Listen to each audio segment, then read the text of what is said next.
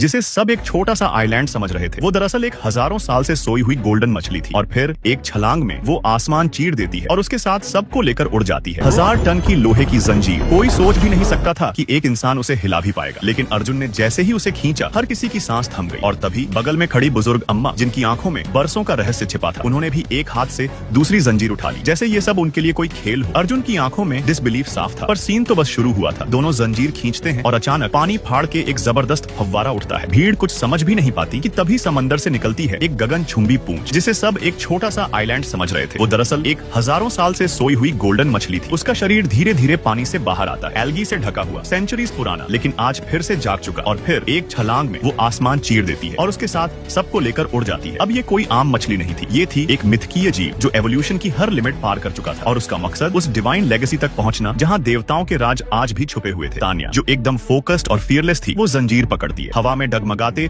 उस दैत्याकार प्राणी की उड़ान को कंट्रोल में रखने के लिए। और फिर सामने बर्फ से ढकी पहाड़ी की छोटी मंजिल बस कुछ मीटर दूर थी, लेकिन अब रफ्तार कम करनी थी। सबने जान लगाई, जंजीर कसकर खींची। अर्जुन ने एक साथी को उठाया और सीधे बर्फ पर फेंक दिया, लेकिन तभी कुन लड़खड़ाता है, दिशा खो बैठता है और सीधा पहाड़ी से टकराने को होता है। टाइम ऑलमोस्ट फ्रीजेस और वहीं जय जंजीर थाम लेता है, अकेले जोर लगाता है पूरी ताकत से और फिर एक आखिरी एक्सप्लोजन ऑफ एनर्जी के साथ वो कुन की उड़ान को मोड़ देता है। जय खुद ग्रेविटी से खींचते हुए उसकी पूंछ के साथ नीचे सरकता है, बर्फ को चीरते हुए। पर चमत्कार यही खत्म नहीं होता। उसकी वजह से एक